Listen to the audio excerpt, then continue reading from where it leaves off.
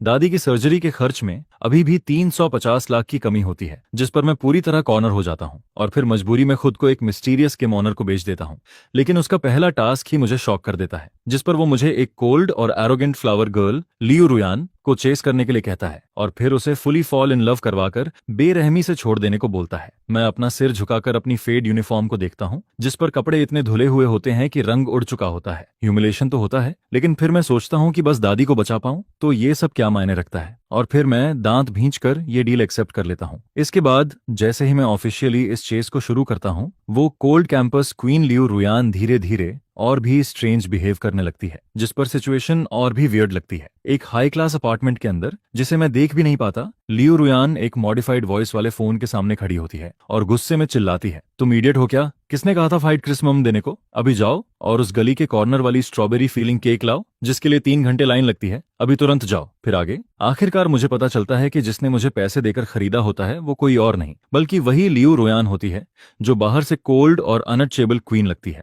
लेकिन अंदर से वही क्लिंजी गर्ल भी होती है जो मुझसे दूर नहीं रह पाती है। इस समय जियांग चेनग यूनिवर्सिटी की लाइब्रेरी में मैं एक कोने में बैठा होता हूँ, अपना हाथ पेट पर दबाते हुए, जिससे भूख की तकलीफ को थोड़ा कम करने की कोशिश करता हूँ, क्योंकि अगले महीने के खर्च बचाने के लिए आज दोपहर मैंने सिर्फ एक सस्ता सा बन खाया होता है। मैं खुद को फोर्स करता हूँ कि सामने चल रही एडवांस्ड एल्गोरिदम डिस्कशन पर फोकस करूं, क्योंकि मुझे लगता है कि सिर्फ कोड ही बेटर नहीं करता और स्कॉलरशिप ही सबसे रियल चीज होती है। तभी मेरे पास रखा फोन अचानक वाइब्रेट करता है, जिस पर मेरी उंगलियां रुक जाती हैं और स्क्रीन पर किम ऑनर का मैसेज दिखता है। मैं अनजाने में सिर उठाता हूं और चारों तरफ शांत लाइब्रेरी को स्कैन करता हूं, जहां हर स्टूडेंट अपनी किताबों में डूबा होता है और सिर्फ पेजेस पलटने और हल्की खांसी की आवाज आती रहती है। 2 बजे की डायरेक्शन में देखो, क्या तुम्हें वो व्हाइट स्वेटर वाली लड़की दिख रही है? जिस पर मैं अपनी नजर उसी डायरेक्शन में घुमाता हूं और एक लॉन्ग हेयर वाली लड़की को देखता हूं, जो एक प्रीमियम व्हाइट वुल स्वेटर पहने बैठी होती है। उसका कॉलर बोन हल्का सा दिख रहा होता है और सनलाइट उस पर सॉफ्ट ग्लो डाल रही होती है। वो लियू रुयान होती है, जियांगचेन यूनिवर्सिटी की famous campus queen, finance department की प्राइड, जिसके बारे में कहा जाता है कि उसका फैमिली बैकग्राउंड बेहद पावरफुल और रिच होता है। मेरी थ्रोट हल्की सी हिलती है और मैं जल्दी से टाइप करता हूँ, वो लियू रुयान है, जिस पर रिप्लाई आता है, मुझे पता है, अब से तुम्हारा मिशन शुरू होता है। मैं ये पढ़कर हल्का सा अनईजी फील करता हूँ, क्योंकि 2 साल पहले जब उसने मुझे स्पॉन्सर किया था, तभी कहा था कि ये पैसा फ्री नहीं है और कभी ना कभी मुझे रिपे करना होगा। लेकिन इतने समय में ये पहली बार होता है जब वो ऑनफिशियली कोई टास्क देता है। मैं रिप्लाई करता हूँ, मर्डर या इलीगल काम मत कहना, वो मैं नहीं करूंगा। जिस पर वो जवाब देता है, तुमसे इलीगल काम क्यों करवाऊंगा, बस मुझे रिवेंज चाहिए। फिर वो आगे लिखता है, उसने मेरे फीलिंग्स के साथ खेला है, तुम उसे चेस करो, उसे तुमसे डीपली लव करवाओ और फिर उसे ट्रैश की तरह छोड़ दो। ये पढ़कर मेरी आंखें शौक से फैल जाती हैं और मैं सोचता हूँ कि ये प्लान बहुत एक्सट्रीम है। फिर मैं रिप्लाई करता हूँ, क्या आपने गलत इंसान चुन लिया है? वो कैंपस क्वीन है और मैं एक गरीब लड़का हूँ जो कैंटीन में खाना लेने से पहले भी सोचता है। जिस पर वो कहता है, तुम कैंपस किंग हो, मैंने तुम्हारी फोटोज देखी हैं, तुम्हारा फेस ठीक है और आजकल लड़कियां तुम्हारे जैसे सिंपल लुक को पसंद करती हैं। अब ज्यादा बात मत करो, जाओ और उसके टेबल से पानी गिरा दो। मेरे हाथ में पकड़ा फोन पसीने से भीगने लगता है, क्योंकि लाइब्रेरी जैसे जगह पर ऐसा करना पब्लिक एम्बैरेसमेंट जैसा होता है। लेकिन तभी एक मैसेज आता है, अकाउंट में 7 लाख क्रेडिट हो गए हैं, ये आज का बजट है, बस एक एक्सीडेंट के लिए। फिर वो आगे लिखता है, और हाँ, तुम्हारी दादी के नेक्स्ट मंथ के हॉस्पिटल बिल में अभी भी 10 लाख की कमी है ना? ये पढ़ते ही मेरी आंखें सिकुड़ जाती हैं, क्योंकि उसे मेरी हर डिटेल पता होती है, जिससे मुझे ऐसा फील होता है जैसे कोई मुझे हर वक्त मॉनिटर कर रहा है और मेरी रीढ़ में ठंडक दौड़ जाती है। दादी के लिए मैं मजबूरी में खड़ा होता हूँ, अपना कप उठाता हूँ और पानी लेने का बहाना बनाता हूँ, जिस पर मैं लियू रुयान की टेबल के पास से गुजरता हूँ। 1 कदम, 2 कदम और डिस्टेंस धीरे धीरे कम होता है और मुझे उसकी हल्की खुशबू भी महसूस होने लगती है। उसकी टेबल पर एक पिंक थर्मस रखा होता है, जिसका लिड खुला होता है और उससे भाप निकल रही होती है। और फिर उसी मोमेंट मैं जानबूझकर अपना बॉडी टिल्ट करता हूँ और अपनी एल्बो से उस थर्मस को हिट कर देता हूँ। थप से थर्मस गिर जाता है और गर्म पानी चारों तरफ फैल जाता है, जो लियू रुयान पर तो नहीं गिरता, लेकिन उसकी किताबों को पूरी तरह भिगो देता है। जिस पर लियू रुयान हल्का सा सरप्राइज होकर खड़ी हो जाती है और आसपास के सभी लोग हमारी तरफ देखने लगते हैं जैसे स्पॉटलाइट पड़ गई हो। मेरा चेहरा जलने जैसा गर्म हो जाता है और मैं जल्दी से कुछ टिश्यूज निकालता हूँ और हकलाते हुए बोलता हूँ, सॉरी, मैंने जानबूझकर नहीं किया। मैं उसकी आंखों में देखने की हिम्मत नहीं करता और खुद को बेहद घटिया फील करता हूँ कि मैं पैसों के लिए एक लड़की को परेशान कर रहा हूँ। लियू रुयान कुछ नहीं कहती, बस चुपचाप खड़ी रहती है, लेकिन उसका प्रेशर इतना इंटेंस होता है कि माहौल भारी हो जाता है। मुझे याद आता है कि उसका टेम्पर बहुत खराब बताया जाता है और जो भी उसे ऑफेंड करता है उसका एंड अच्छा नहीं होता है। फिर वो आखिरकार बोलती है, तुम चलते वक्त देखते नहीं हो क्या? जिस पर मैं और झुक जाता हूँ और जल्दी से पानी साफ करते हुए कहता हूँ, सॉरी, ये किताब कितने की है? मैं पे कर दूंगा, अभी मेरे पास पैसे नहीं है, लेकिन मैं लिख कर दे सकता हूँ। लियू रुयान सामने खड़े इस लड़के को देखती है जो बेहद इनसिक्योर और गरीब लगता है, और उसकी नजर मेरे फेड टी शर्ट कॉलर और टेंशन से खिंची हुई गर्दन पर पड़ती है। लेकिन असल में उसी समय उसके हाथ में एक दूसरा फोन होता है जिसमें वही लास्ट मैसेज दिख रहा होता है जो उसने मुझे भेजा था, और बाहर से काम दिखने वाली ये कोल्ड क्वीन अंदर ही अंदर पागलों की तरह चिल्ला रही होती है। सच में ये बेवकूफ लड़का काफी स्ट्रांग निकलता है और सरप्राइजिंगली इतना जेंटल भी होता है, जिस पर लियू रुयान अंदर ही अंदर उसे सीक्रेटली प्राइज करना चाहती है। लेकिन जैसे ही वो देखती है कि उसके कान लाल हो जाते हैं, बिल्कुल शरिम्प की तरह क्यूट लगते हुए, वो खुद को रोकती है, जिस पर वो मन ही मन खुद से कहती है, रुक जा लियू रुयान, तुझे कंट्रोल रखना है, अभी तू एक कोल्ड गॉडेस है, तुझे हंसना नहीं है, अपनी इमेज मेंटेन करनी है। फिर वो गहरी सांस लेती है और अपने चेहरे के माइक्रो एक्सप्रेशंस को एडजस्ट करती है। उसकी आंखों में 3 हिस्से कंटेम्प्ट, 3 हिस्से हेल्पलेसनेस और 4 हिस्से इंडिफरेंस दिखता है। और फिर वो अपनी पतली उंगली से मेरे हाथ को हल्का सा प्रेस करती है जो मैं टेबल साफ कर रहा होता हूँ, जिस पर मैं ऐसे पीछे हटता हूँ जैसे मुझे इलेक्ट्रिक शॉक लगा हो, और अचानक सिर उठाकर उसकी आंखों में देखता हूँ। पहली बार इतनी क्लोज डिस्टेंस से हमारी नजरें मिलती हैं। वो मुझे देखती है और कामली बोलती है, कोई जरूरत नहीं है, बस एक किताब ही तो है। और जैसे ही मैं कुछ और बोलने की कोशिश करता हूँ, वो बीच में ही मुझे रोक देती है। मैंने कहा ना, जरूरत नहीं है, अगली बार ध्यान से चलना। फिर वो मेरा नाम लेकर कहती है, स्टूडेंट गु चेन, जिस पर मैं वहीं फ्रीज हो जाता हूँ, क्योंकि मुझे शौक लगता है कि उसे मेरा नाम कैसे पता है। लेकिन इससे पहले कि मैं कुछ रिएक्ट कर पाता, लियू रुयान अपना सामान उठाकर चली जाती है और पीछे छोड़ जाती है एक डिसिसिव बैकव्यू और आसपास के स्टूडेंट्स की गॉसिपिंग आवाजें। अरे वो गु चेन नहीं है क्या, आईटी डिपार्टमेंट वाला? इतना केयरलेस कैसे हो सकता है? उसने तो कैंपस क्वीन पर पानी गिरा दिया। मैं वहीं खड़ा रह जाता हूँ। मेरे हाथ में अभी भी गीले टिश्यूज टाइटली पकड़े होते हैं और गिल्ट का फीलिंग धीरे धीरे मेरे अंदर भरता जाता है, क्योंकि वो न सिर्फ गुस्सा नहीं करती बल्कि मुझसे कॉम्पेंसेशन भी नहीं मांगती। किम ओनर ने उसे एक बैड गर्ल बताया था, लेकिन मुझे वो काफी डिसेंट लगती है, जिस पर मेरा कंफ्यूजन और बढ़ता है। तभी मेरी पॉकेट में फोन अचानक जोर से वाइब्रेट करता है और मैं तुरंत उसे निकाल कर देखता हूँ। मैसेज आता है, गुड जॉब। क्या तुमने उसका एक्सप्रेशन देखा? वो सब फेक एक्टिंग थी। जिस पर वो आगे लिखता है, तुम्हें लगता है वो जनरस है? नहीं, वो बस अपनी इमेज मेंटेन कर रही है पूरे कैंपस के सामने। उसकी बाहरी अपीयरेंस से मत धोखा खाना। पहला स्टेप, अटेंशन ग्रैब करना, कंप्लीट हो चुका है। अब अगला इंस्ट्रक्शन सुनो। मैं स्टेयरवे की तरफ देखता हूँ जहां लियू रुयान अभी गई होती है, और फिर फोन की स्क्रीन पर दिख रहे उन कोल्ड वर्ड्स को देखता हूँ। मेरी उंगलियां हल्का सा कांपती हैं। मैं धीरे से रिप्लाई करता हूँ, क्या कोई और तरीका नहीं हो सकता? मुझे वो इतनी बुरी नहीं लगती। जिस पर तुरंत रिप्लाई आता है, तुम क्या जानते हो? तुम्हें पता भी है उसने मेरे साथ क्या किया था? बकवास बंद करो। क्या तुम अपना कर्ज नहीं चुकाना चाहते? क्या तुम अपनी दादी को नहीं बचाना चाहते? ये सुनते ही वो शब्द सीधे मेरी कमजोरी पर वार करते हैं, जिस पर मैं नजरें नीचे कर लेता हूँ और मेरे हाथ ढीले होकर साइड में गिर जाते हैं। दूसरी तरफ लाइब्रेरी की स्टेयर कॉर्नर पर लियू रुयान दीवार से टिककर खड़ी होती है और दूर खड़े मेरे डिप्रेस्ड फिगर को देखती है। उसके होंठों पर एक स्लाई स्माइल आ जाती है। गुचेन, ये तो बस शुरुआत है, वो मन ही मन सोचती है। अगले दिन दोपहर में जियांगचेन यूनिवर्सिटी के कैफेटेरिया में मैं एक ट्रे लेकर बैठता हूँ, जिसमें हमेशा की तरह 2 वेजिटेरियन डिशेज और थोड़े से चावल होते हैं। साथ में एक फ्री सीवीड एक सूप भी होता है। जैसे ही मैं एक कोने में बैठता हूँ, मेरा फोन फिर से वाइब्रेट करता है और इस बार भी किम ओनर का मैसेज होता है, अभी तुरंत पेस्ट्री शॉप जाओ, एक स्ट्रॉबेरी नेपोलियन केक खरीदो और विंडो टेबल नंबर 3 पर लियू रुयान को दे दो। ये पढ़कर मेरे दांत लगभग भींच जाते हैं, क्योंकि वो शॉप कैंपस की सबसे एक्सपेंसिव बेकरी होती है, जहां एक छोटा सा केक भी हंड्रेड्स में आता है और स्ट्रॉबेरी नेपोलियन तो उनका सिग्नेचर आइटम होता है, जिसकी प्राइस 3 लाख होती है। मैं रिप्लाई करता हूँ, ये तो मेरे पूरे हफ्ते के खाने के पैसे हैं और मैं अभी कैफेटेरिया में हूँ। जिस पर तुरंत मैसेज आता है, अकाउंट में 1,50,000 भेज दिए हैं, बाकी तुम्हारा टिप समझ लो, जल्दी करो, 10 मिनट में वो चली जाएगी, अगर मिस किया तो डबल वापस करना पड़ेगा। मैं ट्रांजैक्शन मैसेज को देखता हूँ और एक गहरी सांस छोड़ता हूँ। ये कोई लव परस्यूट नहीं है, ये तो पे टू विन गेम लग रहा है। मैं खाना छोड़कर तुरंत उठता हूँ और बेकरी की तरफ भागता हूँ, और जब हाँफते हुए वापस कैफेटेरिया पहुंचता हूँ, तब तक मेरे बाल पसीने से भीग चुके होते हैं। मैं एंट्रेंस पर खड़ा होकर टेबल नंबर 3 को ढूंढता हूँ,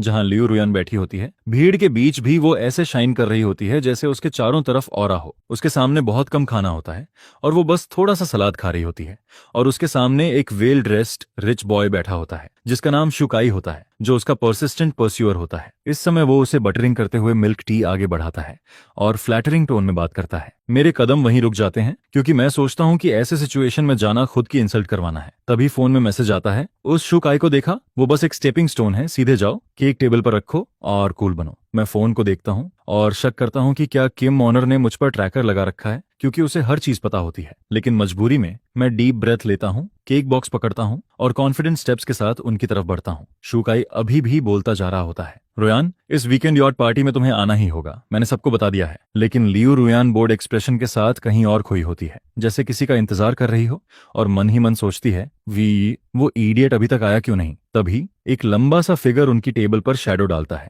और धड़ाम से पिंक केक बॉक्स टेबल पर रख दिया जाता है। शूकाई की बात बीच में ही रुक जाती है और वो इरिटेट होकर ऊपर देखता है कौन है, लेकिन जैसे ही वो मुझे पहचानता है वो हंस पड़ता है। ओह, ये तो गुगु चेन है। क्या बात है, तुम भी कैंपस क्वीन को परस्यू करने आए हो? वो केक बॉक्स की तरफ देखकर मजाक उड़ाता है। इसमें क्या है, कहीं रोड साइड केक तो नहीं? आसपास के स्टूडेंट्स भी खाना रोककर इस सीन को देखने लगते हैं एक्साइटमेंट के साथ, जैसे कोई ड्रामा चल रहा हो। लेकिन मैं उसकी बात इग्नोर करता हूँ और सीधा लियू रुयान की आंखों में देखता हूँ, जिस पर वो भी मेरी तरफ देखती है। उसकी आंखों में एक हल्की सी चमक आती है, लेकिन चेहरा अब भी कोल्ड रहता है। किमोनर के स्क्रिप्ट के अनुसार अब मुझे डायलॉग बोलना होता है। मेरा गला सूख जाता है और मैं थोड़ी देर रुककर फाइनली कहता हूँ, ये स्ट्रॉबेरी नेपोलियन केक तुम्हारे लिए है। जिस पर शिवकाई जोर से हंस पड़ता है। Strawberry Napoleon cake? गुचेन, तेरे जैसे गरीब का पॉकेट मनी इससे खरीदने के लिए इनाफ है क्या? कहीं फेक तो नहीं ले आया? जिस पर शिवकाई और भी मॉक करते हुए बोलता है, और सबको पता है लियू रुयान को स्वीट सबसे ज्यादा नापसंद है। थैंक्स। ये दो कोल्ड वर्ड्स अचानक हवा को काटते हुए निकलते हैं, जिस पर शिवकाई की सारी हंसी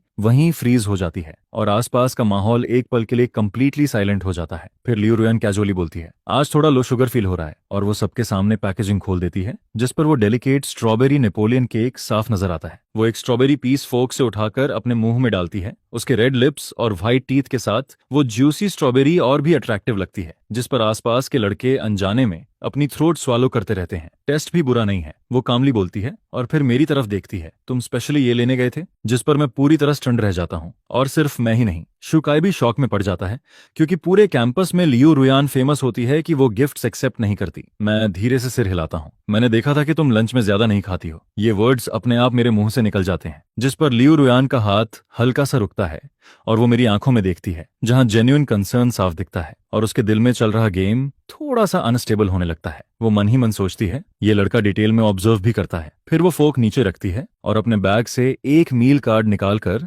मेरी तरफ स्लाइड करती है। मुझे किसी का एहसान पसंद नहीं है। आज का मील मेरी तरफ से जितना स्वाइप करना है कर लो। जिस पर मैं घबराकर पीछे हटता हूँ। नहीं, मैं खा चुका हूँ। केक तो तुम्हारे फ्रेंड ने मुझे लाने को कहा था। ये बोलते ही मुझे अपनी गलती का एहसास होता है। शिट। लियू रुयान आईब्रो उठाती है। फ्रेंड? जिस पर मैं तुरंत पैनिक में हाथ हिलाता हूँ। नहीं, मेरा मतलब, मुझे लगा तुम्हें ये पसंद आएगा। मुझे क्लास के लिए जाना है। और इतना कहकर मैं जल्दी से वहां से भाग जाता हूँ। मेरे पीछे कैफेटेरिया में हंसी की आवाज गूंजने लगती है और शिवकाई मुझे देखकर तिरस्कार से हंसता है। गांवों वाला है, ठीक से बात भी नहीं कर पाता, और ऐसे लोग भी कैंपस क्वीन के पीछे पड़ते हैं। जिस पर लियू रुयान उसे कोल्ड टोन में रोकती है। शिवकाई, जब मैं खा रही होती हूँ तो मुझे आसपास मक्खियां पसंद नहीं आती। ये सुनते ही उसका चेहरा गुस्से से लाल हो जाता है। रुयान, दफा हो जाओ। एक शब्द में लियू रुयान उसे डिसमिस कर देती है और फिर आराम से केक खाना कंटिन्यू करती है। जिस पर शिवकाई गुस्से में उठता है, उसे घूरता है और बिना खाना खाए ही चला जाता है। इधर मैं कैफेटेरिया से दूर एक फ्लावर बेड के पास छिपा होता हूँ। तभी फोन फिर से वाइब्रेट करता है। मैसेज आता है, हाँ, शिवकाई का चेहरा देखा? मजा आ गया? गुचैन, तुम्हारे अंदर पोटेंशियल है। जिस पर मैं पेड़ से टिककर गहरी सांस लेता हूँ। उसने केक एक्सेप्ट कर लिया। मुझे लगा वो मेरे मुंह पर फेंक देगी। रिप्लाई आता है, ऑब्वियस है, देख नहीं रहे कौन गाइड कर रहा है? लेकिन ज्यादा खुश मत हो, अभी बस उसने तुम्हें डिसलाइक नहीं किया है। अब हमें इंटेंसिटी बढ़ानी होगी। आज रात 8 बजे स्टेडियम में जॉगिंग, अच्छे कपड़े पहनना, वो फटा टी शर्ट मत पहनना। मैं स्पोर्ट्स वियर भिजवा रहा हूँ डॉर्म मैनेजर के पास। मैं कंफ्यूज्ड होकर पूछता हूँ, रात में जॉगिंग क्यों? जिस पर रिप्लाई आता है, क्योंकि लियू रुयान रोज 8 बजे जॉगिंग करती है। यही बेस्ट मौका है तुम्हारी मेलचाम दिखाने का। याद रखना, हमें एक एक्सीडेंटल एनकाउंटर और किलर अट्रैक्शन चाहिए। मैं फोन देखकर हेल्पलेस स्माइल करता हूँ, लेकिन मुझे नहीं पता होता कि उसी समय कैफेटेरिया में लियू रुयान केक का क्रीम टेस्ट करते हुए फोन पर ऑर्डर प्लेस कर रही होती है। वो हल्की मुस्कान के साथ स्क्रीन देखती है। गुचैन, तुम्हारा वो पुराना टी शर्ट मुझे पहले से इरिटेट कर रहा था। एब्स दिखते हैं ठीक है, लेकिन अपीयरेंस भी मैटर करता है। फिर वो बाहर की ब्राइट सनलाइट को देखती है और महसूस करती है कि उसकी बोरिंग कॉलेज लाइफ अब इंटरेस्टिंग होने लगती है। ये एक ट्रैप जैसा होता है, लेकिन आखिर में इसमें फंसने वाला शिकार कौन होगा, ये अभी क्लियर नहीं होता। शाम को वेस्ट स्टेडियम, जो पूरे कैंपस का फेमस लव स्पॉट होता है, वहां डिम येलो लाइट्स ट्रैक पर गिरती हैं और स्टैंड्स के अंधेरे में कपल्स क्वाइटली बातें करते रहते हैं। 7:50 पर मैं नया स्पोर्ट्स वेयर पहनकर एंट्रेंस पर खड़ा होता हूँ, खुद को मॉडल जैसा फील करता हुआ, लेकिन अंदर से ऑकवर्ड फील करता हूँ। तभी फोन वाइब्रेट करता है। अंदर जाओ, वो ट्रैक 3 पर वार्म अप कर रही है। पोजर हैंडसम रखना, आइज इंटेंस होनी चाहिए। मैं डीप ब्रेथ लेता हूँ और अंदर जाता हूँ और एक नजर में ही लियू रुयान को क्राउड के बीच पहचान लेता हूँ। वो लाइट पर्पल स्पोर्ट्स आउटफिट में होती है, पोनीटेल में बंधे बाल, और उसकी स्लिम नेक साफ दिखती है। वो स्ट्रेच कर रही होती है, उसका बॉडी परफेक्ट कर्व बना रहा होता है। उसके आसपास कुछ लड़के प्रिटेंड करते हुए वार्म अप करते हैं, लेकिन कोई उसके पास जाने की हिम्मत नहीं करता। तभी मैसेज आता है, मैं सोच रहा था तुम्हें पानी देने भेजूं, लेकिन वो टू चीप होता, हमें हाई लेवल स्ट्रैटेजी चाहिए। मैं पूछता हूँ कैसी? रिप्लाई आता है, जब वो दौड़ना शुरू करे उसके पीछे 2 मीटर डिस्टेंस मेंटेन करो, बात मत करना, बस अपनी डीप और स्टेडी ब्रीडिंग उसे सुनने दो। इसे ऑडिरेटरी इन्वेजन कहते हैं। मैं ये पढ़कर थोड़ा शॉक्ड होता हूँ, ये किम ओनर आखिर है कौन? लेकिन दादी के इलाज के लिए मैं मना नहीं कर सकता, चाहे कुछ भी करना पड़े। लियू रुयान दौड़ना शुरू करती है, उसका पेस स्टेडी होता है, पोनीटेल रिदम में हिलती रहती है, जिस पर मैं भी क्वाइटली ट्रैक पर आता हूँ और उसके पीछे शैडो की तरह पोजीशन ले लेता हूँ। 2 मीटर का ये डिस्टेंस परफेक्ट होता है, ना ज्यादा क्रीपी लगता है और उसकी हल्की फ्रेग्रेंस भी महसूस होती रहती है। मैं अपनी ब्रीदिंग एडजस्ट करता हूँ, डीप और स्टेडी बनाता हूँ, जबकि आगे लियू रुयान पीछे मुड़े बिना दौड़ती रहती है, लेकिन उसके लिप्स के कोने हल्के से उठ जाते हैं, जैसे वो इस सबको क्वाइटली एंजॉय कर रही होती है। असल में जैसे ही वह स्टेडियम में कदम रखता है, उसी मोमेंट मेरी नजर उस पर लॉक हो जाती है, जिस पर मैं बस उसे ही देखती रह जाती हूँ। ये आउटफिट नियन का उस पर काफी सूट करता है, जिस पर उसके ब्रॉड शोल्डर्स और स्लिम वेस्ट और भी हाईलाइट होते हैं। पहले मैंने नोटिस ही नहीं किया था कि यह बेवकूफ इतना अच्छा बॉडी स्ट्रक्चर रखता है, जिस पर वह चुपचाप पीछे चलता रहता है और कुछ बोलता भी नहीं है। क्या ये शैडो की तरह पीछे रहने का गेम खेल रहा है, जिस पर मैं अंदर ही अंदर हंसती हूँ? ये फोर्थ यंग लेडी कभी city high school long distance running की चैंपियन रही है, जिस पर लियू नुयेन की आंखों में अचानक एक ब्राइट स्पार्क दिखता है। इसके बाद वह अचानक स्पीड बढ़ाती है, जिसे देखकर मैं एक पल के लिए रुक सा जाता हूँ, फिर तुरंत उसके पीछे दौड़ता हूँ। मेरी स्टैमिना कंस्ट्रक्शन साइट की मेहनत से बनी है, जिस पर इस लेवल का स्पीड अप मेरे लिए कुछ भी नहीं होता है। 1 लैप, 2 लैप, 3 लैप, शुरुआत का स्लो जॉगिंग अब प्योर स्पीड रेस में बदल जाता है, जिस पर लियू नुयेन की स्पीड लगातार बढ़ती जाती है और आसपास का व्यू ब्लर होकर कलर्स में बदलने लगता है। तभी ईयरफोन्स में बॉस की आवाज गूंजती है, जो सुनकर वह मुझे प्रोवोक कर रही है कि कोथान एक आदमी है तो हार नहीं सकता, जिस पर वह कहती है कि उसे क्रॉस कर और अपनी स्पीड से क्रश कर दे। जब उसके पास से निकले तो पीछे मुड़कर उसे ऐसा लुक दे कि वह स्लो है। यह सुनकर मेरे अंदर भी कम्पिटिटिव फायर जागती है, जिस पर एक लड़की से पीछे रहना मुझे शर्मनाक लगता है और सच में थोड़ा एम्बेरसिंग फील होता है। फिर मैं हल्का सा बड़बड़ाता हूँ, जिस पर मेरे पैर अचानक फोर्स लगाते हैं और रनिंग शूज ट्रैक पर जोर से पड़ते हैं, जिससे एक भारी आवाज निकलती है और मेरा पूरा शरीर एरो की तरह आगे शूट करता है। हवा कानों के पास सीटी बजाती है, जिस पर लियू नुयेन फुल एनर्जी से दौड़ रही होती है। तभी अचानक एक तेज हवा उसके पास से गुजरती है और वह ब्लैक शैडो तेजी से उसे क्रॉस करके आगे निकल जाती है, जिस पर जैसे ही मैं उसके पास से गुजरता हूँ, मैं हल्का सा सिर घुमाता हूँ। मेरी आंखों में चैलेंज और एरोगेंस साफ दिखता है और होठों पर एक हल्की मिस्चीवियस स्माइल आती है। यह बॉस के स्क्रिप्ट का कंटेम्प्टेंट लुक था, लेकिन इंटेंस रनिंग के इफेक्ट से यह एक वाइल्ड एग्रेसिव चार्म में बदल जाता है। यह देखकर लियू नुयेन का दिल एक पल के लिए स्किप करता है और वह सोचती है कि डेमन यह थोड़ा हैंडसम है, लेकिन यह थॉट सिर्फ 0.1 सेकंड रहता है, जिसके बाद उसकी शर्म गुस्से में बदल जाती है, जिस पर वह दांत भींचती है और अपनी लॉन्ग लेग्स से स्पीड और बढ़ाती है। पोनीटेल हवा में एक परफेक्ट आर्क बनाती है और वह मेरे पीछे शैडो की तरह चेस करती रहती है। फिर आज रात वेस्ट स्टेडियम में एक अजीब सीन बनता है, जहां कोल्ड ब्यूटी, लियू नुयेन और गरीब जीनियस को थान दोनों ट्रैक पर पागलों की तरह दौड़ते रहते हैं, जैसे लाइफ एंड डेथ चेस चल रही हो। वे कितने लैप्स दौड़ते हैं पता ही नहीं चलता, जब तक कि लंग्स में आग सी लगने लगती है और पैर भारी होकर लीड जैसे हो जाते हैं। आखिरकार स्पीड धीरे धीरे कम होती है, जिस पर मैं घुटनों पर हाथ रखकर रुक जाता हूँ और ग्रास के पास स्ट्रीट लाइट के नीचे खड़ा रहता हूँ। पीछे से तेज फुटस्टेप्स की आवाज आती है, जिस पर लियू नुयेन करीब 3 मीटर दूर रुकती है। वह झुककर हैवी ब्रीदिंग करती है, उसके चीक्स लाल हो जाते हैं और चेस्ट तेजी से उठती गिरती है। दोनों एक दूसरे को देखते रहते हैं। स्वेट से विजन ब्लर हो रहा होता है, लेकिन आंखों में स्पार्क्स चमकते रहते हैं। फिर लियू नुयेन सांस संभालते हुए डिग्निटी मेंटेन करने की कोशिश करती है और बोलती है कि इतना तेज दौड़कर मरने का प्लान है क्या, जिस पर मैं अपने चेहरे का पसीना पोंछता हूँ। उस मोमेंट में इतना थक जाता हूँ कि बॉस का स्क्रिप्ट भी भूल जाता हूँ और कैजुअली बोल देता हूँ कि तुमने पहले स्पीड बढ़ाई थी, जिस पर मैं कह देता हूँ कि पैर इतने लंबे नहीं है फिर भी अच्छी दौड़ती हो। ये बोलते ही मुझे रिग्रेट होता है कि ये तो शॉर्ट लेग्स कहकर इंसल्ट कर दिया। ये सुनकर लियू नुयेन शॉक में आंखें बड़ी कर लेती है और गुस्से में हंसने लगती है। फिर एक कदम आगे बढ़ती है और पूछती है कि क्या मैं ब्लाइंड हूँ। जैसे ही वह करीब आती है, उसकी स्ट्रॉन्ग फ्रेग्रेंस फिर से मुझे हिट करती है, जिस पर मैं इंस्टिंक्टिवली आधा कदम पीछे हटता हूँ और ठंडी स्ट्रीट लाइट पोल से टकरा जाता हूँ। तभी बॉस का मैसेज आता है, जो सुनकर चाहे मर जाऊं फिर भी वेंडिंग मशीन से उसके लिए कोल्ड मिनरल वाटर लाना है और सिर्फ वही देना है। ये देखकर मुझे लगता है कि बॉस लाइव स्ट्रीम देख रही है। टाइमिंग भी परफेक्ट है, जिस पर मैं बिना आर्ग्यू किए वेंडिंग मशीन की तरफ जाता हूँ। कुछ सेकंड्स बाद मैं 2 कोल्ड वाटर बॉटल्स लेकर लौटता हूँ, लेकिन सॉफ्टली देने के बजाय इंस्ट्रक्शन फॉलो करते हुए 2 मीटर दूर खड़े होकर उसे सीधा थ्रो कर देता हूँ। लियू नुयेन रिफ्लेक्स में उसे कैच कर लेती है और ठंडी बॉटल उसके गर्म हाथ में पड़ते ही एक अजीब सेंसेशन क्रिएट करती है। फिर मैं अपनी बोतल खोलकर सिर पीछे करके एक ही बार में पानी पीता हूँ। पानी मेरे लिप्स से नेक तक बहता है और कॉलर बोन तक पहुंचता है। यह देखकर लियो न्यूएन की आंखों में एक नोटी स्पार्क आता है और वह अचानक पूछती है, कोथान क्या है? जिस पर मैं पानी से चौंक हो जाता हूँ। वह अपनी लॉन्ग लेग्स से मेरे पास आती है और कहती है कि यह आउटफिट अच्छा है और यह नाकी का न्यू सीजन सेट है जिसकी कीमत 10 मिलियन से ज्यादा है। यह सुनकर मेरा दिल जोर से धड़कता है कि अब राज खुल गया। जिस पर वह मेरे चेस्ट पर हल्का टैप करती है और कहती है कि कल तक कैंटीन में फूड ऑर्डर करते वक्त सोच रहा था और आज एक्सपेंसिव क्लॉथ्स पहन रहा है। उसकी नजर सस्पिशियस हो जाती है और वह पूछती है कि लॉटरी जीती है या किसी ने स्पॉन्सर किया है। यह सुनकर मेरा दिल लगभग बाहर आ जाता है क्योंकि किसी तरह वह सही गैस के करीब पहुंच जाती है। जिस पर मैं जल्दी से दिमाग चलाता हूं और कह देता हूं कि यह फेक है, ऑनलाइन खरीदा है, सिर्फ 350 युआन में और फ्री डिलीवरी भी मिली है। यह सुनकर लियो न्यूयेन जोर से हंस पड़ती है। उसकी कोल्ड ऑरा टूट जाती है और उसका प्लेफुल साइड सामने आता है। फिर वह मजाक में कहती है कि अगर इतना सस्ता है तो लिंक भेजो। जिस पर मैं मजबूरी में कह देता हूं कि शॉप बंद हो गई है। यह सुनकर वह मेरे ऑकवर्ड एक्सप्रेशन को देखकर खुश होती है। फिर बॉटल खोलकर एलिगेंटली एक सिप लेती है और पास आकर धीरे से मेरे कान में कहती है कि स्कैमर, और फिर तुरंत मुड़कर चली जाती है। उसकी पोनीटेल हवा में एक स्मूथ आर्क बनाती है और जाते जाते वह कहती है कि फिर मिलते हैं फ्रॉड क्लासमेट। मैं स्ट्रीट लाइट के नीचे खड़ा रह जाता हूँ। बॉडी स्टिफ हो जाती है और उसके वर्ड्स की गर्माहट अभी भी कानों में रहती है जिससे एक इलेक्ट्रिक सेंसेशन फैलता रहता है। तभी फोन फिर से वाइब्रेट करता है जिस पर बॉस कहती है कि उसने मुझे स्कैमर कहा। इसका मतलब वह अब क्यूरियस हो गई है और विमेन अक्सर क्यूरियोसिटी से ही लव शुरू करती हैं। जिस पर आज का मिशन सक्सेसफुली कंप्लीट हो जाता है। फिर बॉस का मैसेज आता है कि जाकर जल्दी सो जाओ, कल अभी एक और बैटल बाकी है। जिस पर मैं लियो न्यूयेन की दूर जाती हुई बैग को देखता रहता हूँ और फिर फोन स्क्रीन की तरफ देखता हूँ और अचानक मुझे एक अजीब सा इल्यूजन फील होता है। अभी जब लियो न्यूयेन मेरे कान के पास आकर स्कैमर कहती है, उसका टोन बिल्कुल वैसा ही क्यों लगता है जैसे बॉस मुझे बेवकूफ कहकर डांटती है। जिस पर मेरे दिमाग में डाउट उठता रहता है। अगर पहले के इंटरैक्शंस एक रोमांटिक आइडल ड्रामा जैसे लगते थे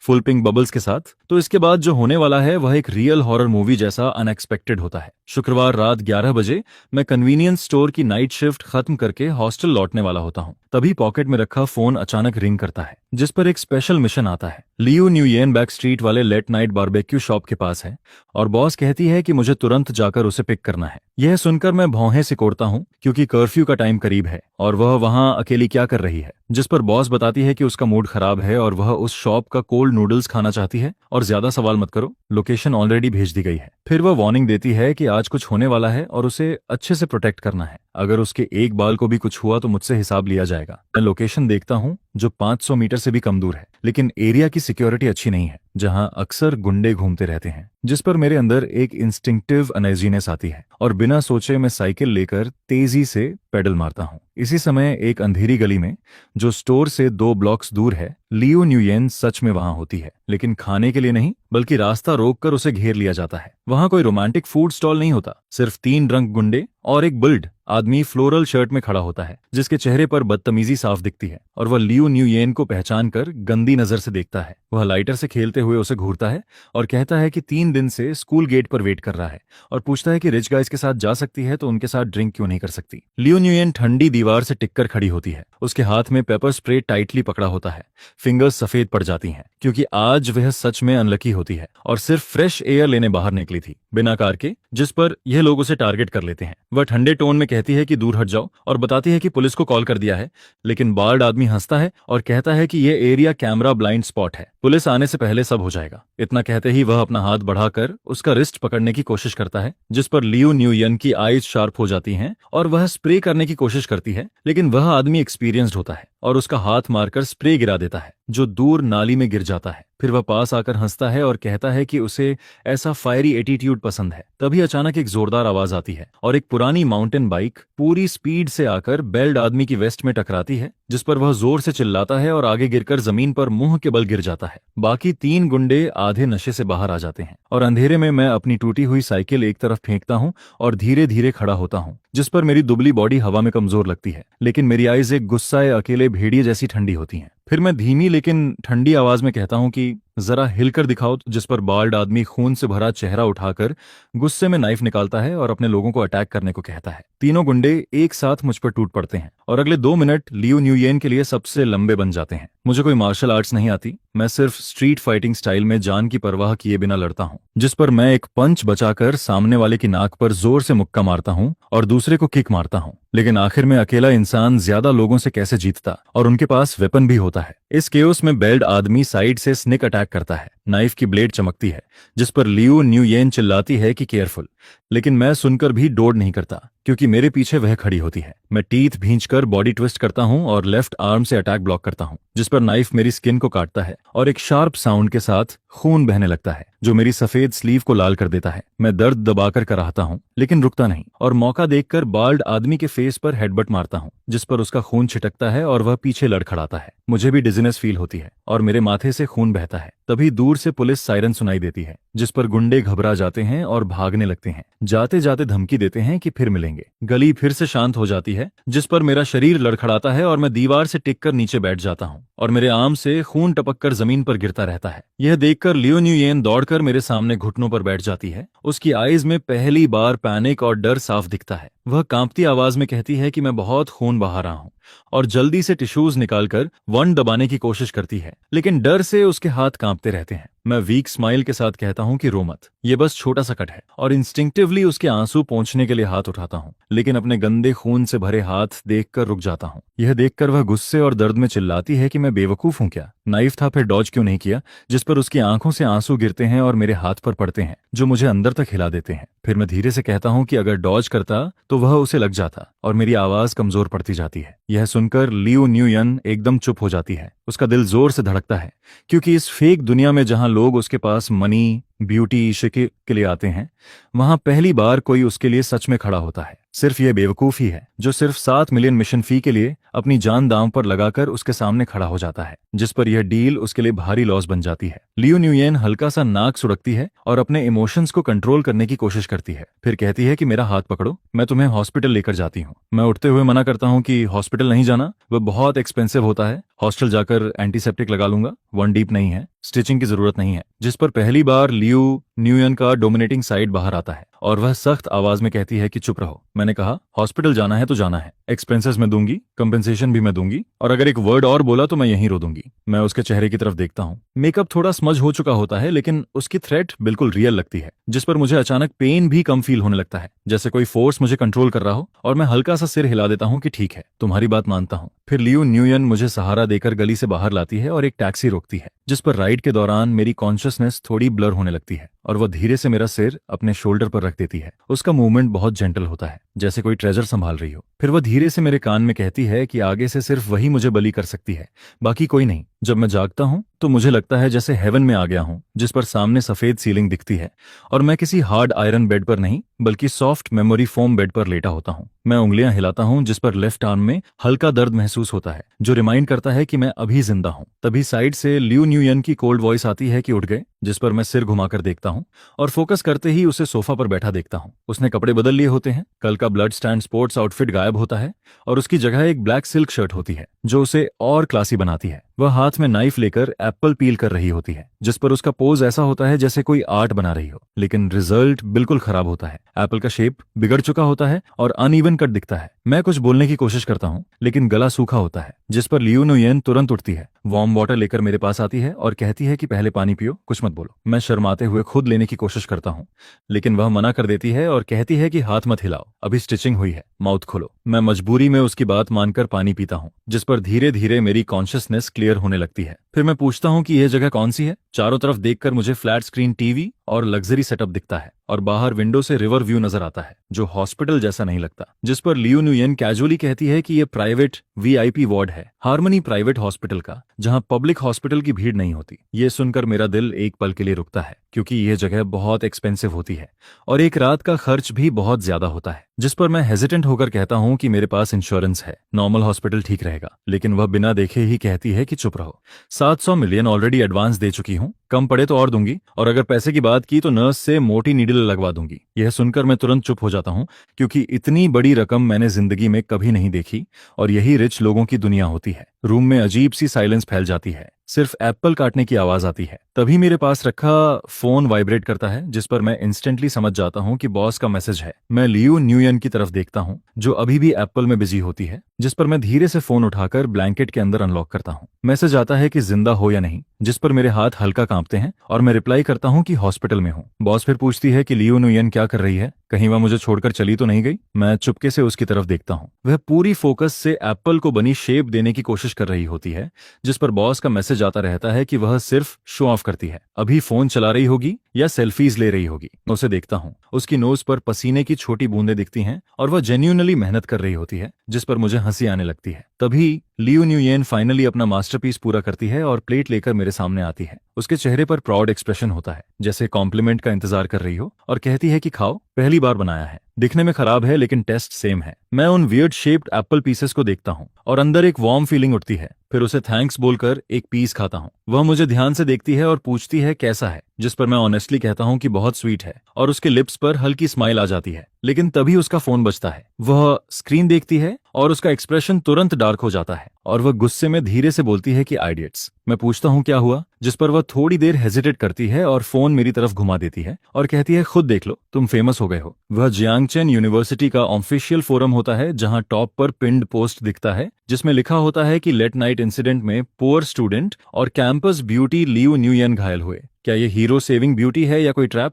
और साथ में कुछ ब्लरी फोटोज भी लगे होते हैं, जो क्लियरली किसी पासरबाई ने सीक्रेटली क्लिक किए होते हैं। पहली फोटो में साफ दिखता है कि मैं कन्वीनियंस स्टोर के सामने साइकिल को पूरी स्पीड से पेडल करता हुआ भाग रहा हूँ, जिस पर मेरी बैक ही दिख रही होती है। दूसरी फोटो में लियो न्यूयन हॉस्पिटल गेट पर मुझे, जो खून से भरा होता है, सहारा देकर नीचे उतार रही होती है। तीसरी फोटो सबसे ज्यादा वायरल होती है, जिसमें लियो न्यूयन इमरजेंसी रूम के बाहर खड़ी होती है, उसकी आंखें लाल होती हैं और वह गुस्से में एक्सप्लोड करती हुई दिखती है। नीचे कमेंट सेक्शन हजारों रिप्लाईज से भर चुका होता है, जैसे कोई मैसिव ऑनलाइन वॉर चल रही हो। कोई कहता है कि कौथान तो कैंटीन में मीट भी अफोर्ड नहीं कर सकता, फिर ये नाइफ वाले रॉबर को कैसे हरा देता है, ये कॉम्बैट पावर अनरियलिस्टिक है। जिस पर दूसरा बोलता है कि ये कोई हीरो सेविंग ब्यूटी नहीं, बल्कि खुद का ड्रामा है, पूरा सेटअप कोधन ने खुद क्रिएट किया है, इतनी कोइंसिडेंस पॉसिबल नहीं है। फिर कुछ लोग कहते हैं कि एक गरीब आदमी स्टेटस के लिए कुछ भी कर सकता है, जिस पर कोई कंपेयर करता है कि एक तरफ रिच ब्यूटी है और दूसरी तरफ गरीब जीनियस। अगर दोनों कपल बन गए तो 30 साल की स्ट्रगल बच जाएगी। यह तो प्रॉपर सॉफ्ट राइस लाइफ है। ये सब पढ़ते पढ़ते मेरी आईब्रोज टाइट हो जाती हैं,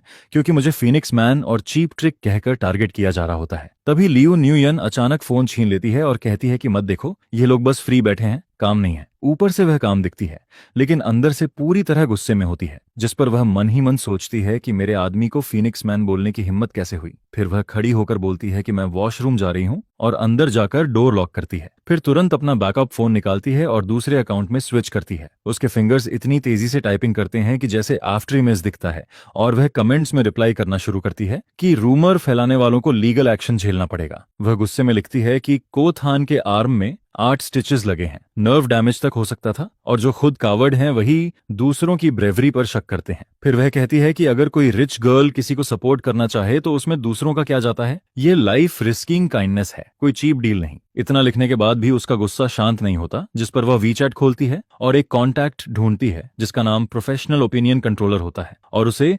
175 मिलियन ट्रांसफर कर देती है। सामने से तुरंत रिप्लाई आता है कि बॉस आज किसे प्रमोट करना है, जिस पर वह क्लियर ऑर्डर देती है कि जियांगचेनग यूनिवर्सिटी फोरम पर कोथान के खिलाफ सारे नेगेटिव कमेंट्स दबा दो और सिर्फ पॉजिटिव प्रेस से भर दो। सब अरेंज करने के बाद वह मिरर में खुद को देखती है और राहत की सांस लेती है।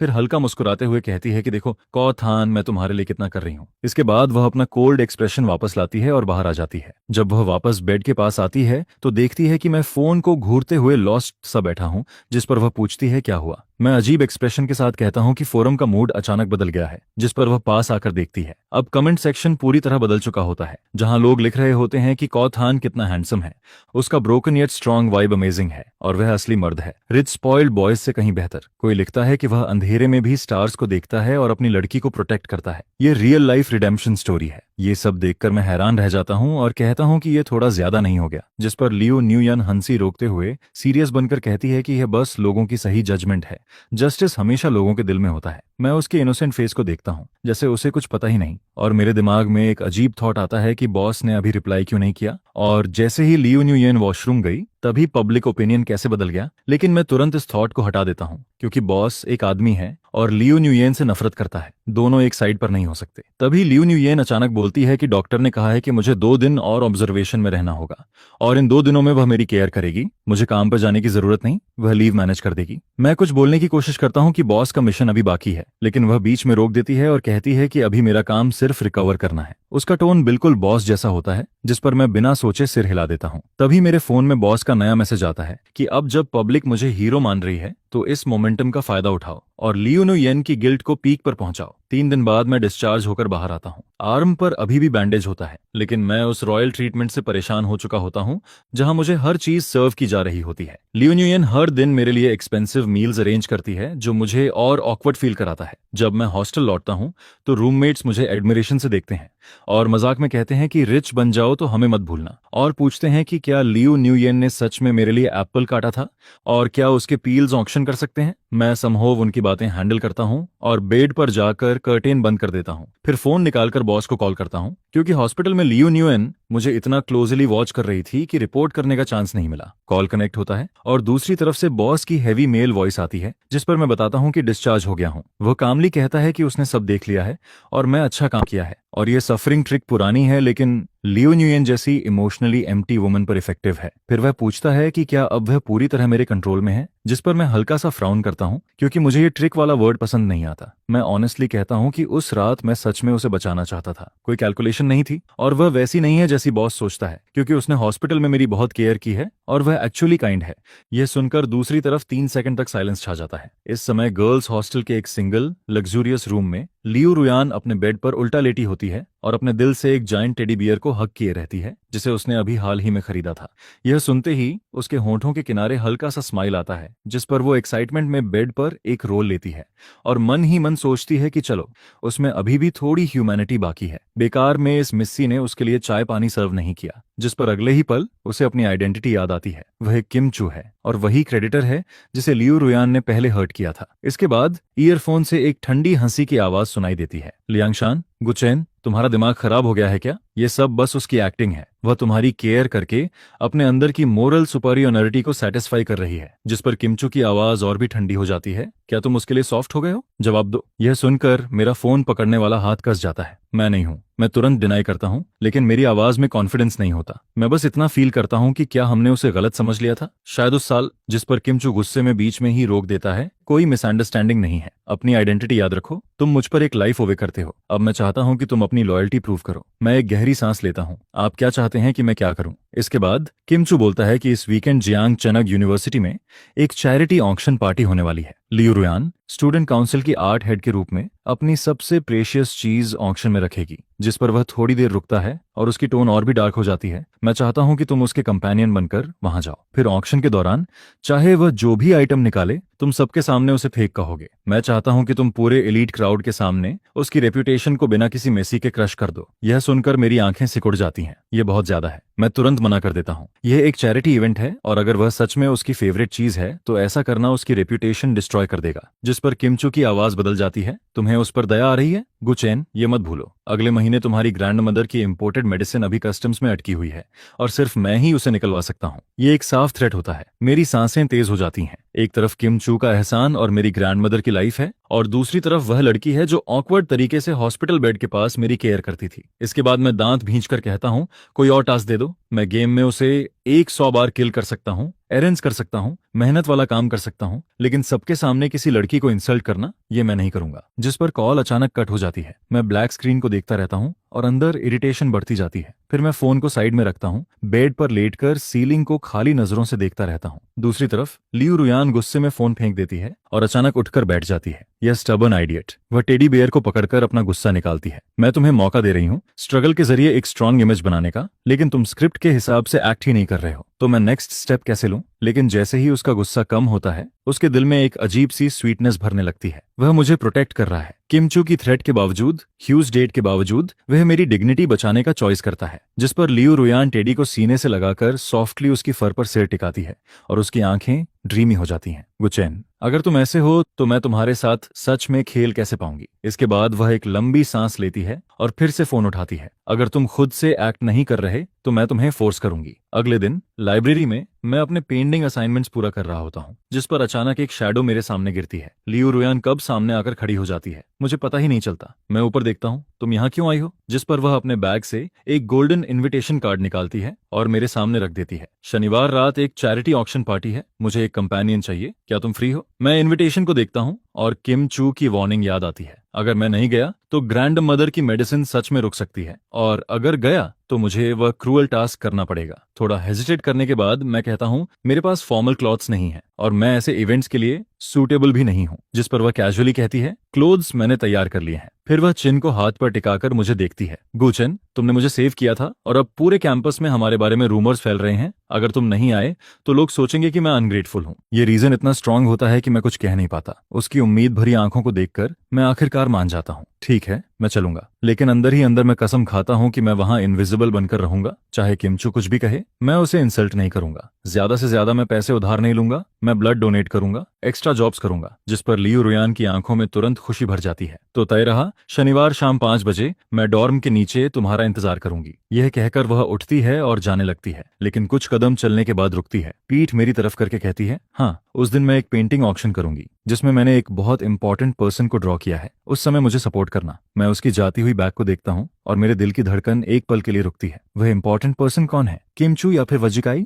ये सोचकर मेरे अंदर अजीब सा बिटरनेस आ जाता है। लेकिन मुझे नहीं पता होता कि लाइब्रेरी से बाहर जाते ही लियू रुयान एक पिलर के पीछे छुपकर तुरंत एक मैसेज भेजती है, अगर तुम उसे इंसल्ट नहीं कर सकते तो तरीका बदलते हैं। ऑन ऑक्शन में चाहे पेंटिंग कितने में भी जाए, तुम्हें उसे हर हाल में खरीदना होगा, चाहे फेक मनी ही क्यों न लगाना पड़े। मैसेज भेजकर वह चालाकी से मुस्कुराती है और फोन रख देती है, जिस पर वह मन ही मन सोचती है, उस पेंटिंग में उस रात का सीन बना है जब वह स्ट्रीट लाइट के नीचे भाग रहा था। अगर वह इडियट जीकाई उसे खरीद ले गया तो मैं शर्म से मर जाऊंगी। गुचेन, यह हार्ड मोड तुमने खुद चुना है। वह हल्के कदमों से गुनगुनाते हुए आगे बढ़ती रहती है और मैं लाइब्रेरी में न्यू इंस्ट्रक्शन मिलने के बाद पूरी तरह कंफ्यूज्ड हो जाता हूँ। उस पेंटिंग को खरीदना? ऐसे चैरिटी ऑक्शन में स्टार्टिंग प्राइस ही लाखों में होती है और कभी कभी करोड़ों तक पहुंच जाती है। मुझे बेच भी दिया जाए तो इतनी वैल्यू नहीं होगी। जिस पर मैं टेबल पर झुक जाता हूँ और एक हेल्पलेस स्क्रीम निकालता हूँ। जियांग चेनग होटल में क्रिस्टल क्लैडर्स की रोशनी चारों तरफ फैलती है और पूरा हॉल इतनी चमक से भरा होता है कि आंखें ऑलमोस्ट चौंधिया जाती हैं। मुझे इस वक्त ऐसा फील होता है जैसे मैं एक बदसूरत डक बनकर स्वान लेक में घुस गया हूं,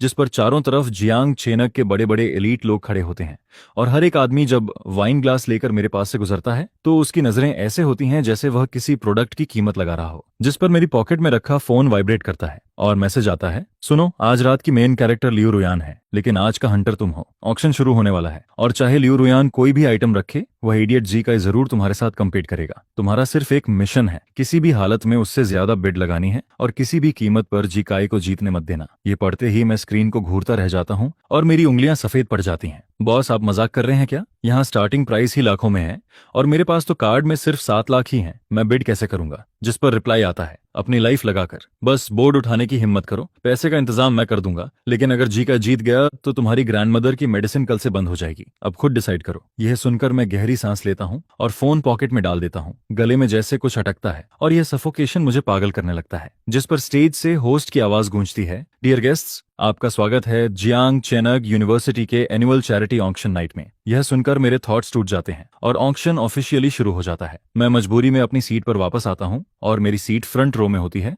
जहां मेरे लेफ्ट में लियू रुयान बैठी होती है और राइट में वही एरोगेंट जीकाई बैठा होता है। आज रात लियू रुयान इतनी ब्यूटीफुल लगती है कि सांस रुकती है। उसने ब्लैक इवनिंग गाउन पहना होता है, उसके लॉन्ग हेयर टाइड होते हैं जिससे उसका स्लिम नेक दिखता है और उसके हाथ में ऑक्शन कैटलॉग होता है। फेस पर परफेक्ट स्माइल रहती है, लेकिन सिर्फ मैं नोटिस करता हूँ कि उसका बॉडी थोड़ा स्टिफ है। जिस पर मैं धीरे से पूछता हूँ, तुम नर्वस हो क्या? यह सुनकर वह मेरी तरफ देखती है। उसकी आंखों में एक पल के लिए सरप्राइज आता है, फिर वह एरोगेंस से स्माइल करती है। ऐसे सीन्स मैं कई बार देख चुकी हूँ। उल्टा तुम हो, कहीं बाद में तुम्हारे पैर कांपते कांपते कंट्रोल से बाहर ना हो जाएं। हालांकि वह स्ट्रांग दिखती है, लेकिन मैं क्लियरली देखता हूँ कि उसके हाथ की उंगलियां हल्का सा कांपती हैं। इसके बाद ऑक्शन के शुरुआती आइटम्स आते हैं। ज्यादातर एंटिक्विटीज और ज्वेलरी होती हैं, जिस पर जीकाई बहुत एक्टिव रहता है। बार बार बोर्ड उठाकर करोड़ों की बिड लगाता है और कई आइटम्स जीत लेता है। और हर बार जीतने के बाद वह मुझे प्रोवोकेट करने वाली नजर से देखता है, जिस पर वह जोर से बोलता है। कुछ लोग बाहर से तो क्लासी लगते हैं, लेकिन पॉकेट में टैक्सी के पैसे भी नहीं होते।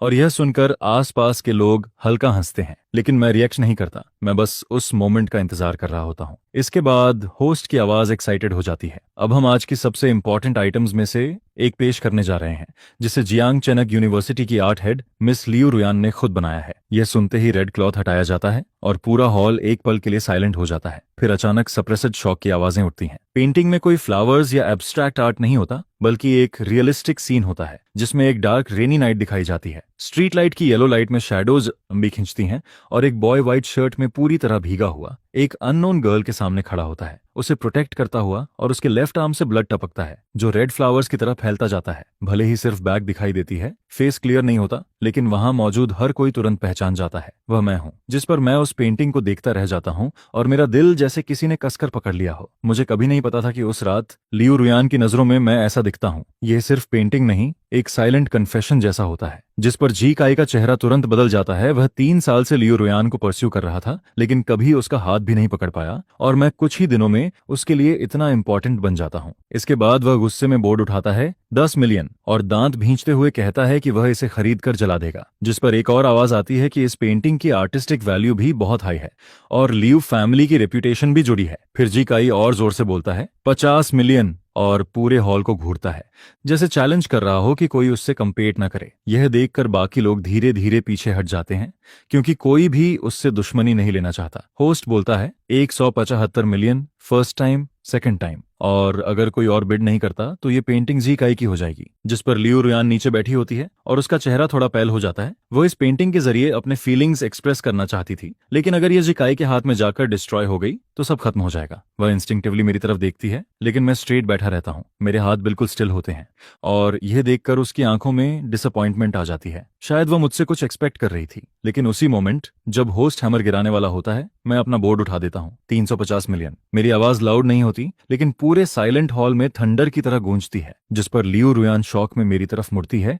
और जी काई मुझे ऐसे देखता है जैसे घोस्ट देख लिया हो। वह चिल्लाता है, तू पागल हो गया है क्या? तेरे पास 1 लाख भी है क्या? अगर बिड जीत कर पैसे नहीं दिए तो सीधे जेल जाएगा। मैं उसकी तरफ बिल्कुल ध्यान नहीं देता, बस स्टेज पर रखी उस पेंटिंग को शांत नजरों से देखता रहता हूँ, जिस पर वह मेरी ही बैक होती है। मेरा सेल्फ रिस्पेक्ट होता है, और सबसे ज्यादा मैं यह नहीं चाहता कि लियू रुयान की मेहनत कोई कुचल दे। 2 लाख। जी काई गुस्से में तुरंत प्राइस बढ़ाता है, जिस पर मैं पीछे नहीं हटता। 2,10,000। 3 लाख। वह चिल्लाता है 3,10,000। मैं बिना एक्सप्रेशन बदले बोल देता हूँ, जैसे यह पैसे नहीं बल्कि बस नंबर्स हों। जिस पर पूरा हॉल शोर करने लगता है। क्या यह गरीब लड़का पागल हो गया है? जेलसी में अपनी लाइफ तक दांव पर लगा रहा है? यही प्यार की ताकत है क्या? थोड़ा स्टूपिड है, लेकिन फिर भी थोड़ा इमोशनल लग रहा है। जी का इतना गुस्सा हो जाता है कि उसका पूरा शरीर कांपने लगता है। 3 लाख उसके लिए भी छोटी रकम नहीं होती, और सबसे बड़ी बात यह कि यह पेंटिंग उसके राइवल की है। इसे खरीदकर क्या वह खुद को टॉर्चर करेगा? लेकिन वह हार नहीं सकता, क्योंकि रिस्पेक्ट चली गई तो सब खत्म हो जाएगा। जिस पर वह दहाड़ता है 4 लाख। Good chain.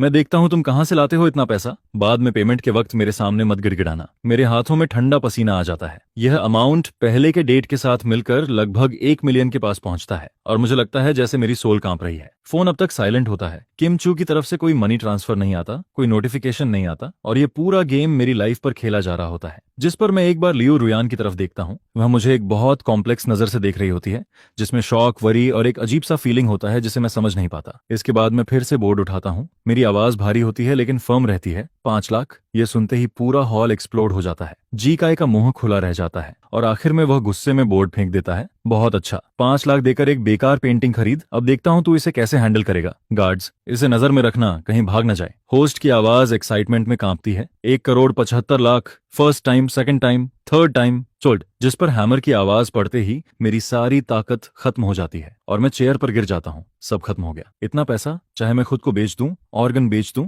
फिर भी नहीं चुका सकता। पार्टी खत्म होने के बाद मैं बैक स्टेज खड़ा होता हूँ। सामने होटल मैनेजर और 2 स्टाफ मशीन्स लेकर खड़े होते हैं, और मेरा चेहरा पूरी तरह सफेद पड़ जाता है। मिस्टर गुचेन, टोटल अमाउंट 1,75,00,000 है। आप कार्ड से पे करेंगे या चेक से? मैनेजर पॉलिट टोन में पूछता है, लेकिन उसकी आंखों में डाउट साफ दिखता है। मैं कुछ बोलने की कोशिश करता हूँ, लेकिन गला सूख जाता है, आवाज नहीं निकलती। जिस पर जी काई अपने दोस्तों के साथ डोर पर खड़ा होकर मजा लेता है। स्वाइप करो ना, या कार्ड लाना भूल गए? और सब हंसने लगते हैं। मैं ह्यूमिलिएशन एक्सेप्ट करने ही वाला होता हूँ और लीगल पनिशमेंट के लिए रेडी होता हूँ, तभी अचानक डोर खुलता है। लियू रुयान अंदर आती है और बिना मेरी तरफ देखे अपने बैग से एक ब्लैक बैंक कार्ड निकालती है और मैनेजर को दे देती है। इससे पेमेंट करो। मैनेजर चौंक जाता है। मिस लियू, जिस पर वह कामली कहती है, ये पेंटिंग मैंने बनाई है और ये मेरा डोनेशन था, अब मैं इसे खुद खरीद रही हूँ, कोई प्रॉब्लम है? मैनेजर तुरंत झुककर कार्ड ले लेता है। कोई प्रॉब्लम नहीं है। जिस पर जीका चिल्लाता है, ये चीटिंग है, सेलर बायर के लिए पेमेंट कैसे कर सकता है, ये आदमी फ्रॉड है। लियू रुयान मुड़ती है और उसकी नजर ठंडी हो जाती है। जीकाई, तुम गलत हो। इसके बाद वह मेरे पास आती है, मेरा हाथ पकड़ती है और बिल्कुल नेचुरल तरीके से क्लोज खड़ी होती है, जैसे ओपनली क्लेम कर रही हो। ये फ्रॉड नहीं है, ये वह आदमी है जिसे लियू रुयान ने चूज किया है।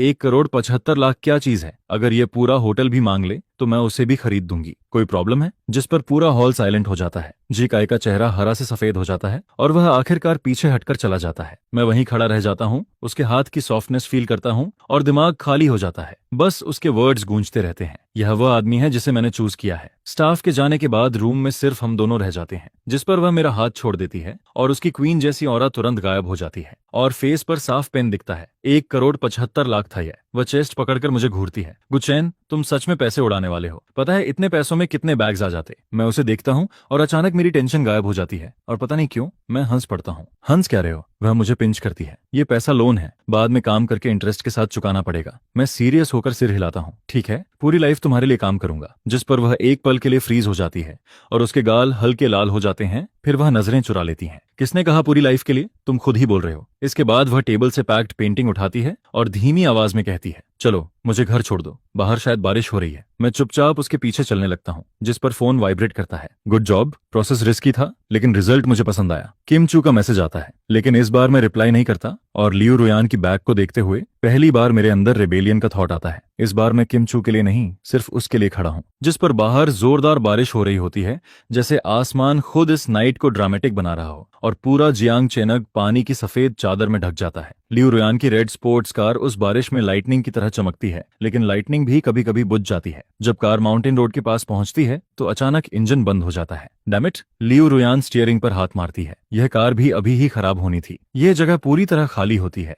आसपास कोई हाउस नहीं। यह रोड रिच एरिया तक जाने का अकेला रास्ता होता है और इस बारिश में तो कोई दिखाई भी नहीं देता। मैं कहता हूँ रेस्क्यू बुलाते हैं, लेकिन वह सिर हिलाती है। यहाँ नेटवर्क नहीं है और इतनी हैवी रेन में रेस्क्यू भी नहीं आएगा। जिस पर वह बाहर के डार्क फॉरेस्ट को देखती है, फिर मुझे देखती है जो पूरी तरह भीग चुका होता हूँ और कहती है, आगे थोड़ी दूरी पर मेरे फैमिली का वेकेशन विला है, काफी समय से खाली है, लेकिन शायद वहाँ इलेक्ट्रिसिटी और हॉट वाटर अभी भी हो, चलो वहीं चलते हैं। तो ऐसे ही दोनों तेज बारिश और तूफान में फंसते हुए भागते हैं, जिस पर बेहद मुश्किल हालत में वो एक यूरोपियन स्टाइल की बड़ी सी विला में घुसते हैं जो जंगल के अंदर छिपी होती है। जैसे ही वो दरवाजे के अंदर कदम रखते हैं, दुनिया अचानक शांत हो जाती है। अंदर थोड़ा सा सीलन और नमी फील होती है, लेकिन पूरी विला अभी भी काफी लग्जूरियस लगती है। जिस पर लियो न्यूयन आराम से जाकर मेन स्विच ऑन करती है और अचानक क्रिस्टल चैंडेलियर चमक उठता है, जिसकी वार्म येलो लाइट पूरे ठंडे माहौल को दूर करती है। वह इशारा करते हुए कहती है कि सेकंड फ्लोर पर बाथरूम है, लेफ्ट वाला नाम के लिए है और राइट वाला मेरे लिए है,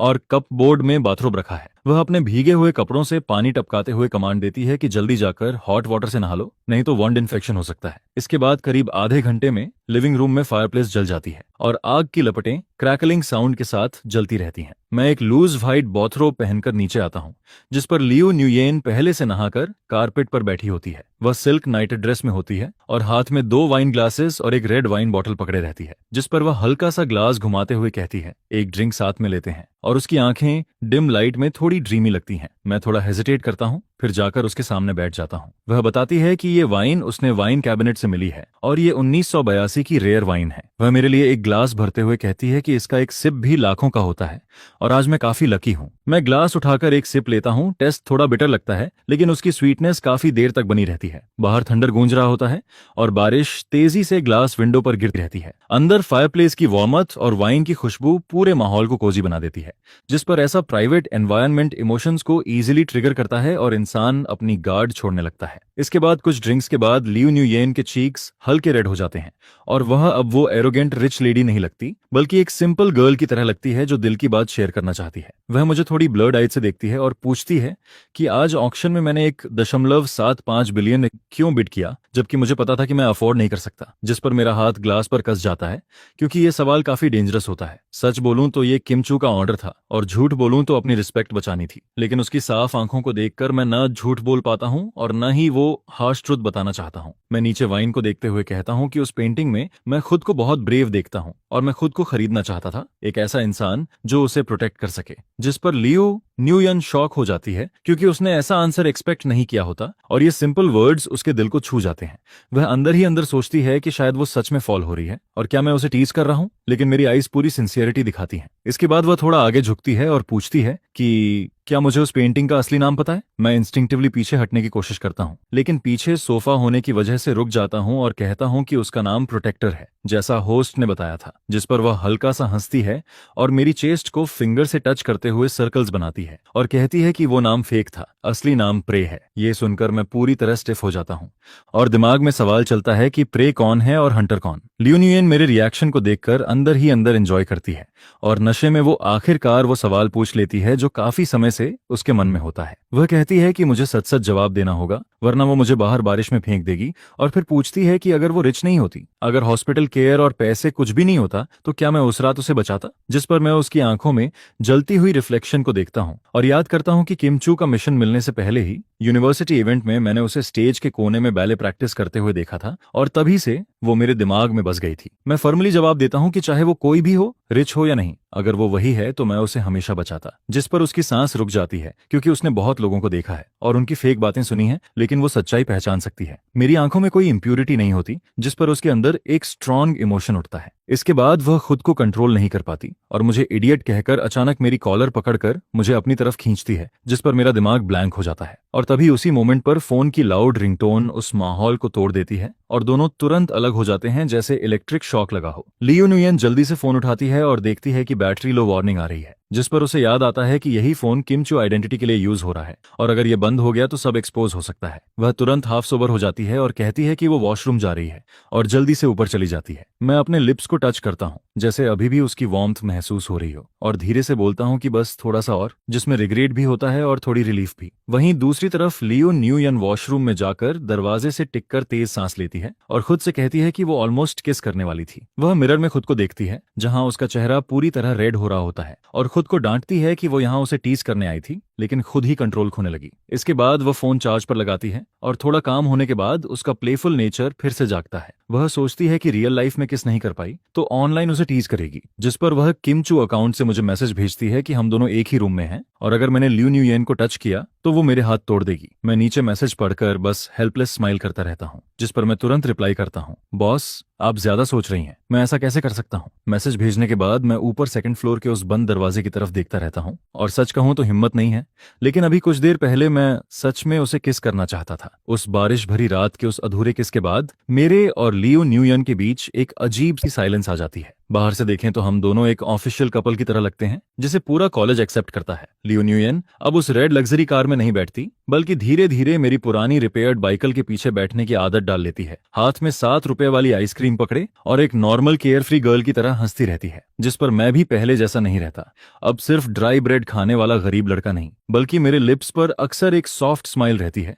जिसे मैं खुद भी नोटिस नहीं करता। लेकिन सच ये है कि इस स्वीट लेयर के नीचे एक डेंजरस टाइम बॉम्ब छुपा होता है, जिसे सिर्फ हम दोनों ही जानते हैं। मुझे डर रहता है कि वो किम चू नाम का शैडो कभी भी सामने आकर सब कुछ डिस्ट्रॉय कर सकता है, और लियो न्यूयन भी डरती है कि मेरा ये सॉफ्टनेस उस 1.75 बिलियन के डेट की वजह से है, या उस रेनी नाइट की साइलेंस की वजह से। वह समझ नहीं पाती कि क्या एक्टिंग है और क्या रियल फीलिंग, और जितना वो डीप जाती है उतना ही लूजिंग का डर बढ़ता जाता है। इसके बाद जब ये डर लिमिट क्रॉस करता है तो इंसान क्रेजी डिसीजंस लेने लगता है। फ्राइडे आफ्टरनून को लियो न्यूयन कैफे के कोने में बैठकर विंडो के बाहर मुझे क्लासमेट्स की हेल्प करते हुए देखती है, जिस पर वह सोचती है कि अब ये सब ऐसे नहीं चल सकता। उसे लगता है कि वो इस गेम का कंट्रोल खो रही है जो उसने खुद शुरू किया था, और अब वही गेम उसे खींचकर अंदर ले जा रहा है। वह मेरी वार्मथ, मेरी ऑकवर्ड केयर को मिस करने लगती है और सोचती है कि अगर एक दिन मुझे पता चल गया कि किम चू वही है और ये सब एक प्रैंक था, तो मैं कैसा रिएक्ट करूंगा। ये डर एक ठंडी स्नेक की तरह उसके दिल को जकड़ लेता है, जिस पर वह डिसाइड करती है कि अब इसे खत्म करना होगा। इसके बाद वह किम चू के आइडेंटिटी से मुझे फाइनल चॉइस देने का प्लान बनाती है। अगर मैं पैसे के लिए उसे हर्ट कर सकता हूं तो मैं उसके प्यार के लायक नहीं हूं, और अगर मैं कॉन्ट्रैक्ट तोड़कर भी उसे हर्ट नहीं करता तो वो सच बता देगी और मुझसे माफी मांगेगी। ये एक हग गैम्बल होता है जिसमें स्टेक उसका फर्स्ट लव होता है।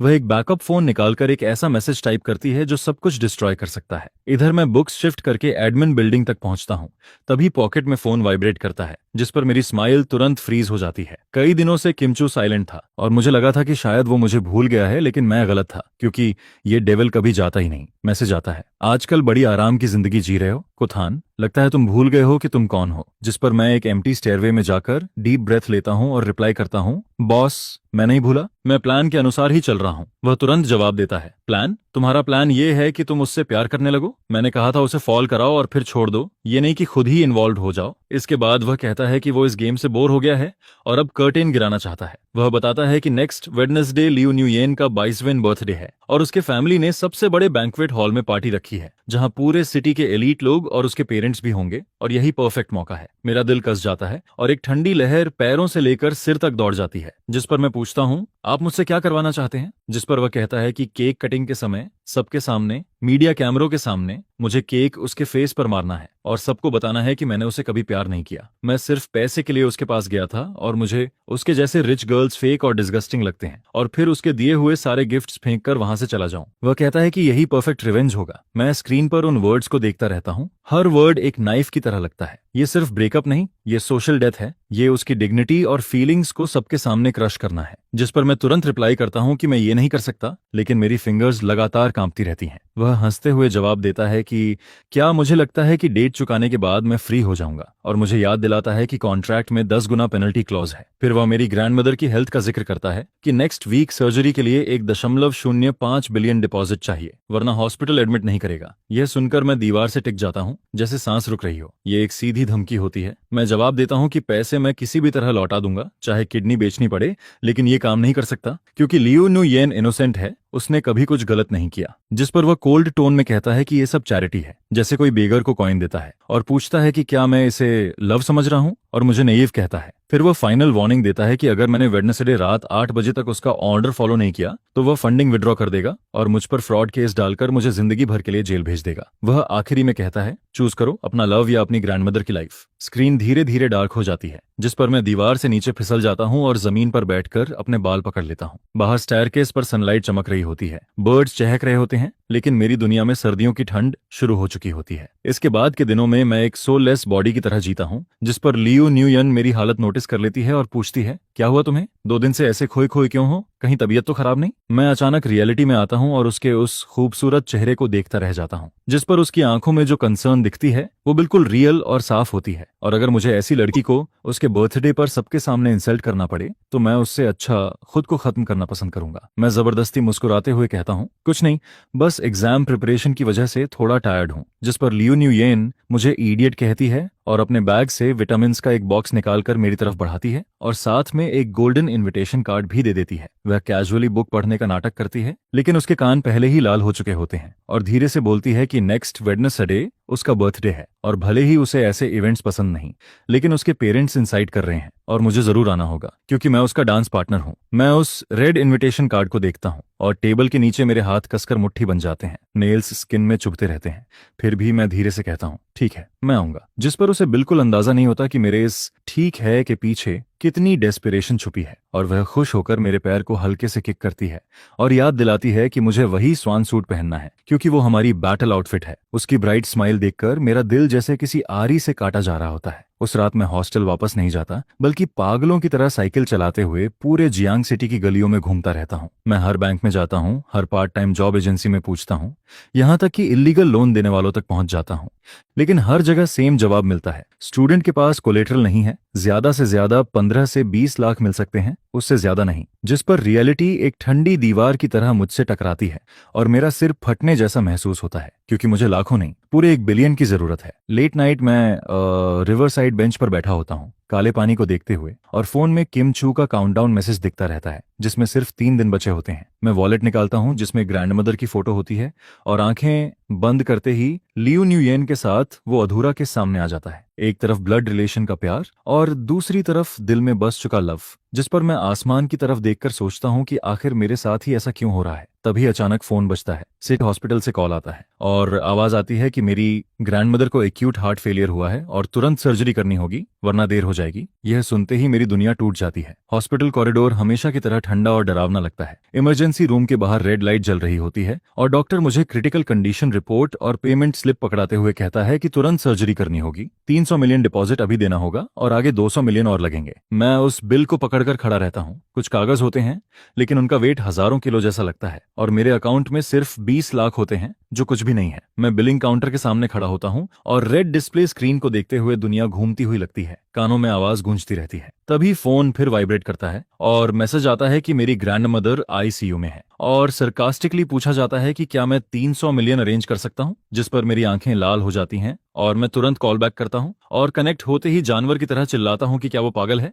मेरी ग्रैंडमदर ठीक थी, अचानक ये सब कैसे हो गया। दूसरी तरफ लियो न्यू येन शॉक हो जाती है क्योंकि वह सच में सिर्फ लोकेशन ट्रैक कर रही थी और हॉस्पिटल से इन्फो मिली थी लेकिन उसने कुछ नहीं किया था। वह गुस्से में कहती है कि क्या मैं पागल हो गया हूं, क्या वो मेरी ग्रैंडमदर को मारना चाहेगी, और फिर कोल्ड टोन में कहती है कि ये सब फेट है और अब मुझे चूज करना होगा। वह साफ कहती है कि पैसे तैयार हैं, बस मुझे वेडनेसडे नाइट पार्टी में उसका प्लान फॉलो करना होगा और 300 मिलियन तुरंत ट्रांसफर हो जाएंगे। जिस पर मैं गुस्से में मना कर देता हूं और कहता हूं कि मैं खुद पैसे कमाऊंगा, चाहे कुछ भी करना पड़े, लेकिन इस तरह किसी को हर्ट नहीं कर सकता। वह मॉकिंग टोन में पूछती है कि मैं पैसे कैसे कमाऊंगा, मजदूरी करके, डिलीवरी करके या ब्लड बेचकर, और कहती है कि सिर्फ वही मेरी ग्रैंडमदर को बचा सकती है। फिर आखिरी बार कहती है कि बस केक फेस पर फेंकना है और मेरी ग्रैंडमदर बच जाएगी। कितना इजी डील है, लेकिन मैं जोर से चिल्लाता हूं कि मैं ये नहीं करूंगा और कॉल कट कर देता हूं। इसके बाद मैं हॉस्पिटल से बाहर भागता हूं और तेज बारिश में भीगता हुआ खड़ा रहता हूं। ठंडा पानी पूरे शरीर को भिगो देता है और मेरी आखिरी बची हुई सैनिटी भी खत्म होने लगती है। मैं सोचता हूं कि किम चू की बात मानकर मैं लियो न्यूयन की जिंदगी बर्बाद नहीं कर सकता,